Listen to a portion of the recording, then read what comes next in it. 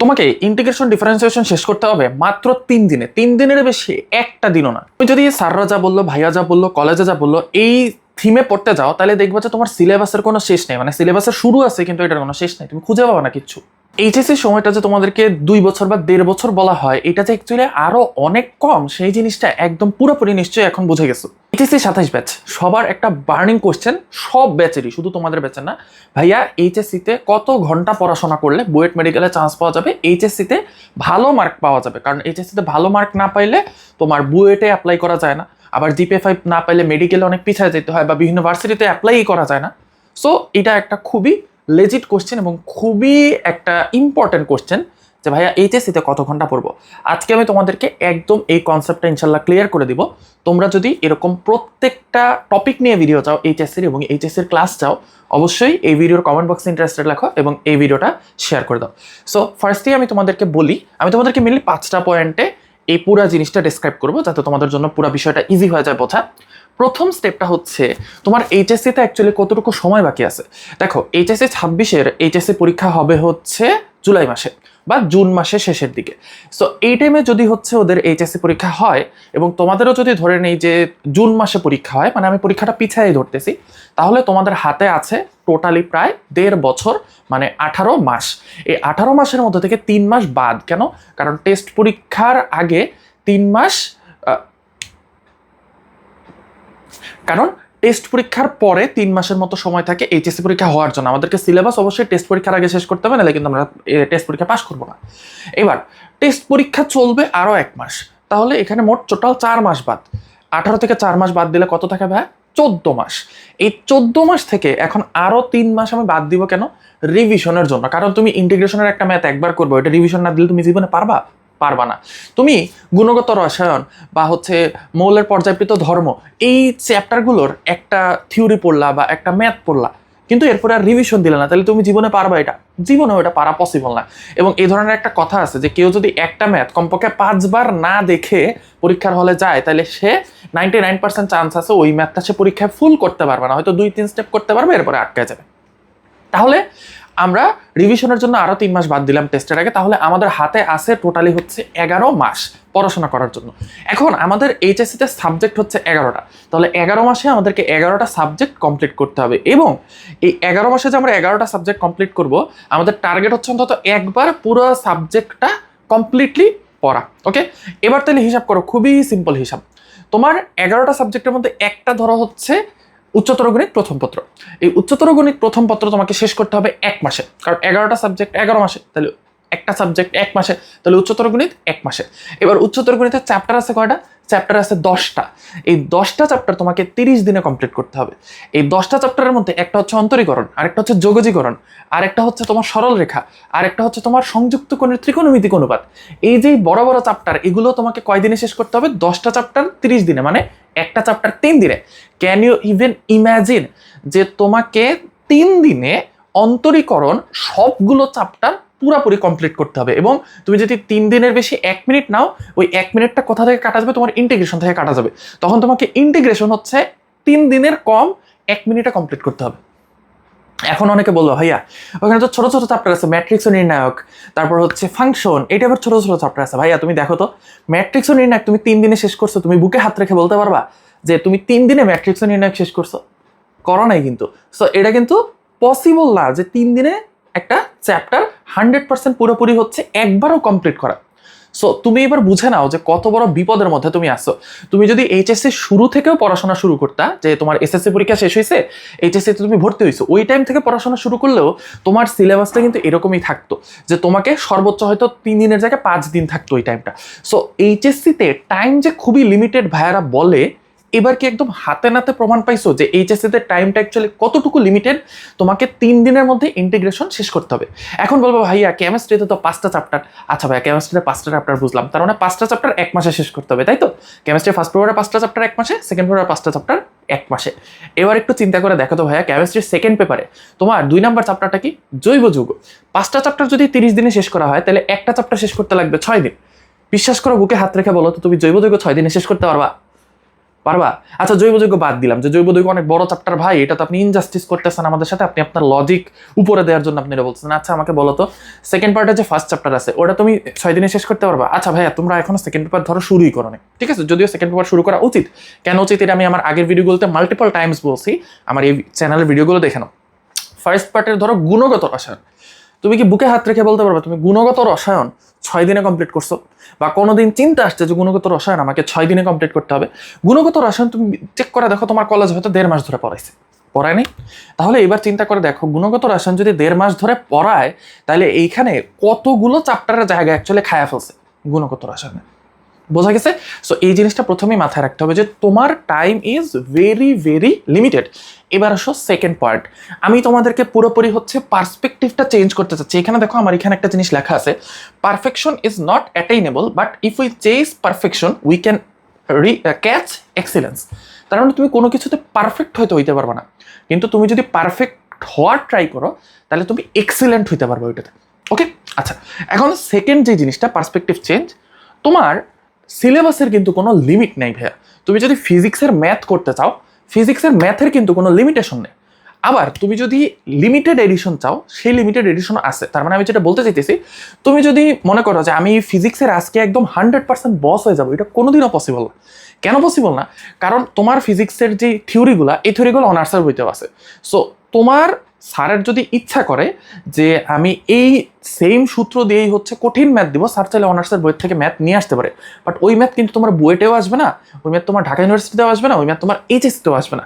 So তোমাকে যে জিনিসটা করতে হবে, তোমার এইচএসসি ঢাকা ইউনিভার্সিটি বুয়েটে চান্স পাওয়ার জন্য যতটুকু করতে হবে ততটুকু সিলেবাসটা জানতে হবে, কোন বই পড়তে হবে জানতে হবে। এটার জন্য তোমাদেরকে আমি আগের ভিডিওগুলোতে মাল্টিপল টাইমস বলছি, এক তোমাদেরকে মেইন এক বইয়ের একটা রাইটারের বই পড়তে হবে, সেই রাইটারটা কোনটা, সেই রাইটারটা কোনটা বলে দিচ্ছি। সেকেন্ড হচ্ছে তোমাদেরকে এমসিকিউর জন্য অবশ্যই শর্ট ট্রিক্স, নতুন ধরনের এমসিকিউর জন্য জয়কলি বিচিত্রা পড়তে হবে।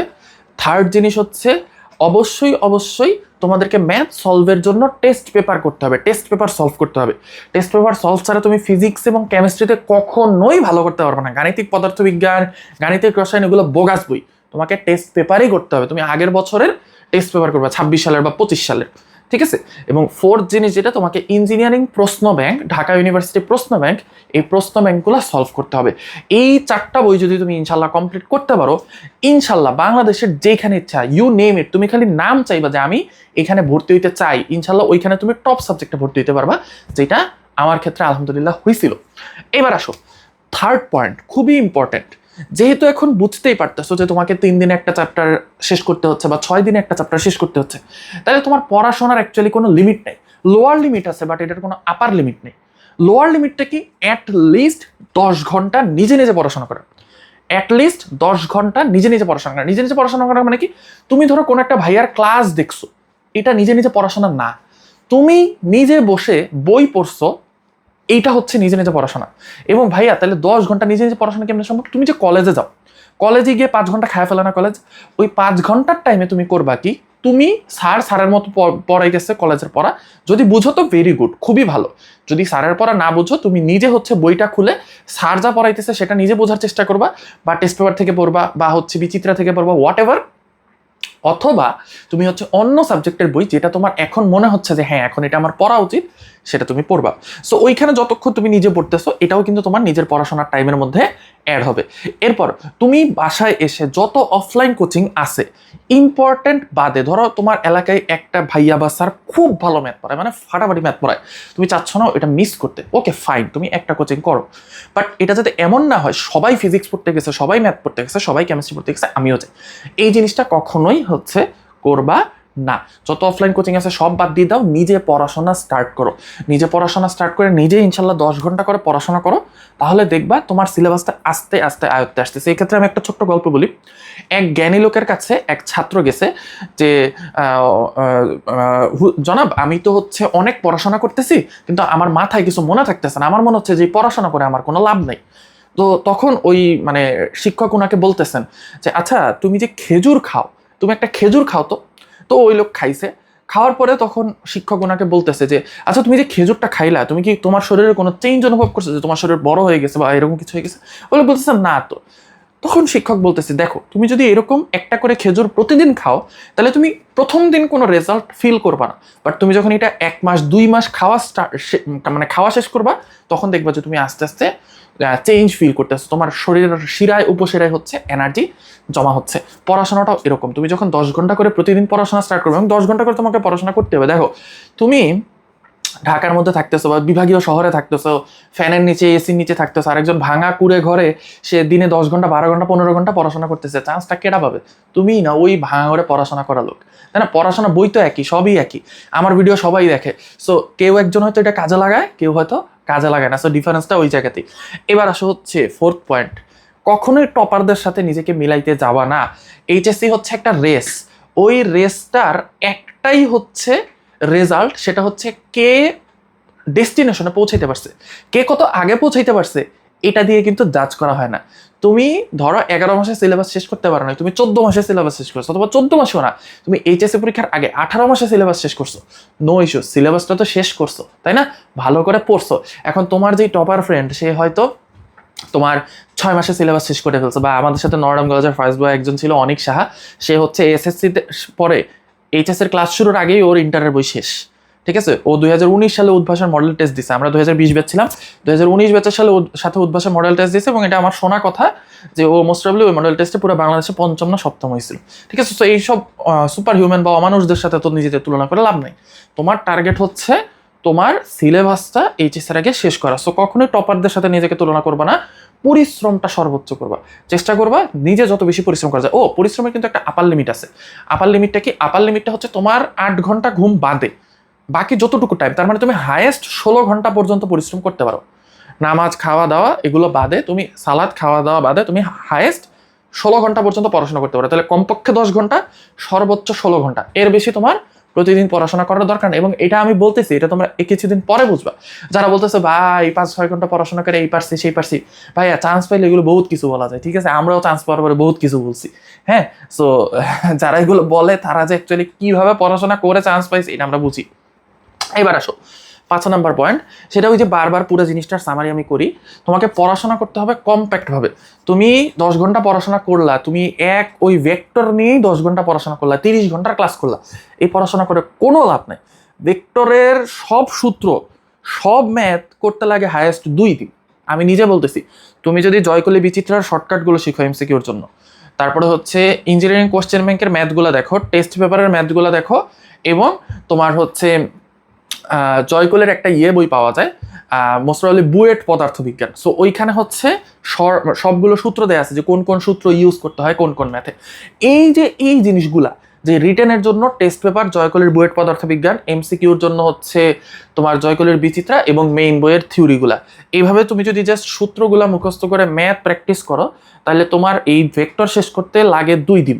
এটা তুমি তখন বুঝবা যখন তোমার তো এখন মনে হচ্ছে ভাই কি কয়, ভাইয়ের মাথা নষ্ট হয়ে গেছে যে ভাই 2 দিনই ভেক্টর শেষ করা যায়। তুমি যখন দেখবা তোমাকে সরল রেখা 4 দিনে শেষ করতে হচ্ছে, তখন তোমার ভেক্টর 2 দিনে, ভেক্টর 1.5 দিনে শেষ হবে, ঠিক আছে? সো পুরা জিনিসটাই হচ্ছে তোমার মেন্টালিটির উপর, যে কতটুকু টাইম তুমি একটা চ্যাপ্টারের জন্য অ্যালোকেট করতেছো। এবং আমি তোমাকে তো বলেই দিলাম, একদম ভিডিও শুরুতেই বলে দিছি 3 দিনে একটা করে চ্যাপ্টার শেষ করতে হবে। এখন তুমি যদি বলো যে না ভাই আমার এত কষ্ট করার দরকার নেই, আমি 11 মাসে সিলেবাস না, আমি 18 মাসে সিলেবাস শেষ করবো, ওকে ফাইন। তোমার এইচএস এর আগে তো ভাই 18 মাস আছে, 18 মাসের আগে তো সিলেবাস শেষ করতে হবে, তাই না? এটা তো কারো কোনো দ্বিমত নাই। 18 মাসেও তুমি যদি সিলেবাস শেষ করো, তাইলেও হায়েস্ট তুমি 3 দিনের জায়গায় ওটা 5 দিন হবে, 6 দিনের জায়গায় ওটা 10 দিন হবে, নট 12 দিন। কারণ 12 দিন হইতে হলে তোমাকে 11 দোকানে 22 মাস থাকা লাগবে, বোঝা গেছে? সো পড়াশোনা স্টার্ট করো, যেভাবে ভাইয়া গাইডলাইন দিচ্ছি সেভাবে পড়াশোনা স্টার্ট করো, ইনশাল্লাহ তুমি এইচএসসি এবং অ্যাডমিশনে অনেক ভালো রেজাল্ট করবা।